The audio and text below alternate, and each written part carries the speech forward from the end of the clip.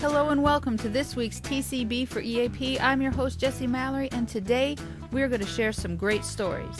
We have Elvis news, Pringle's projects, and so much more. We now have a Facebook page. You can like us at facebook.com/TCB for EAP All Elvis Show. The link's right in the description below. There you can stay up to date with what's coming up and other fun info. You can make requests, share stories, and so much more. As always, please hit that subscribe button, give us a like, and share with all your friends. So turn it up and enjoy.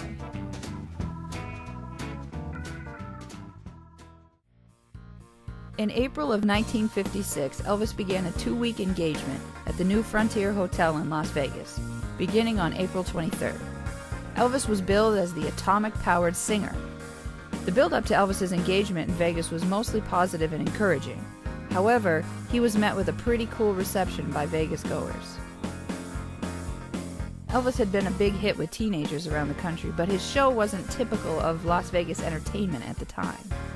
The first performance was rough on Elvis, Scotty, Bill, and DJ. The audience did applaud in a polite manner, but it wasn't anything like what the boys were used to. Usually they were met with screaming and shouting at every onstage antic that Elvis pulled off. It was going to be a very long 2 weeks for Elvis and the fellas.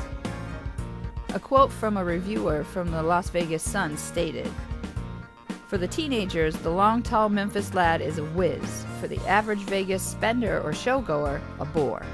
His musical sound with a combo of 3 is uncouth, matching to a great extent the lyric content of his nonsensical songs."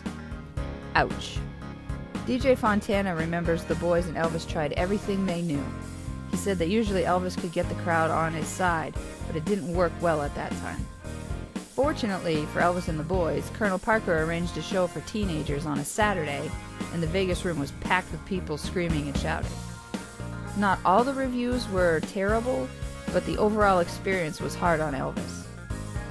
Elvis took this Vegas opportunity to check out other acts in Vegas at the time. He saw Freddie Bell and the Bell Boys, who had a hit in 1955 called Hound Dog. When he heard them perform the song, he thought it would be a good one for the boys to do for a bit of comic relief in their show.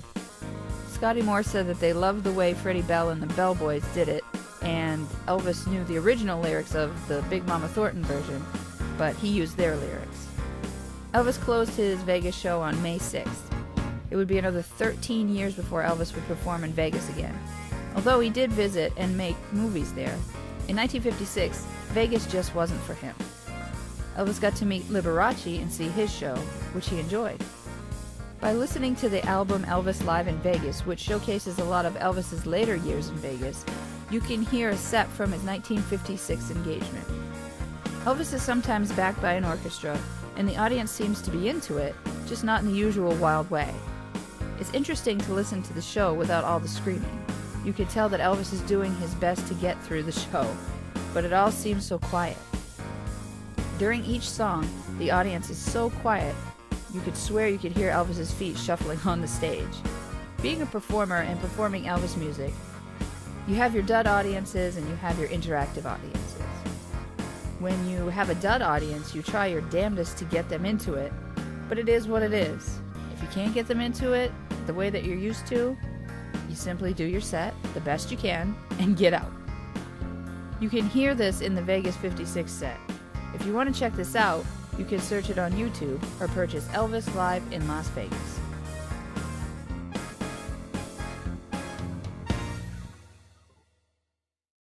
Well, it's a project like you've never seen before. It's Pringle's Projects.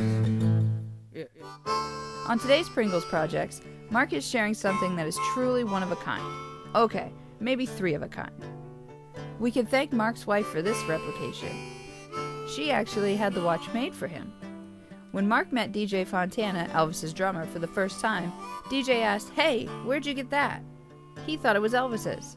As DJ was turning Mark's wrist over, examining the watch, Mark explained where the watch came from. You'd have to have a pretty close replica to fool DJ Fontana. Did I mention that Mark has 2 of these watches? I think he should share one with me. This is what Mark told me about this project. He said, "Again, more details than most audience members realize, but like the model railroad collector, that has to put every tree, building, and street sign in the correct place, this is how Elvis detail addiction has taken over for me. And that's what sets Mark apart from most Elvis tribute artists, his close personal attention to detail. I bet he's glad his wife got in on that action. Thanks again, Mark, for another awesome addition to Pringle's projects. I can't wait to see what you have next.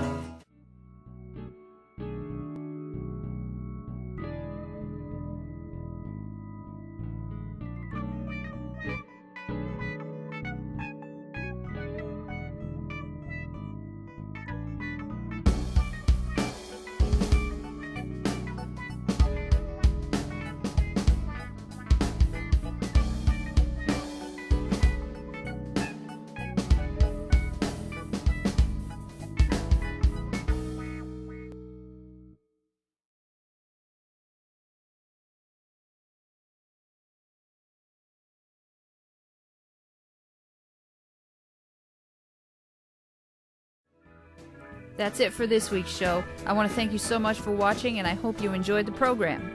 As always, please hit that subscribe button and click that little bell next to it to be notified when I post more content. Don't forget to like our Facebook page as well. You'll find all the links to everything in this video in the description below. I'm your host, Jessi Mallory, and I'll see you on the next episode of TCB for EAP.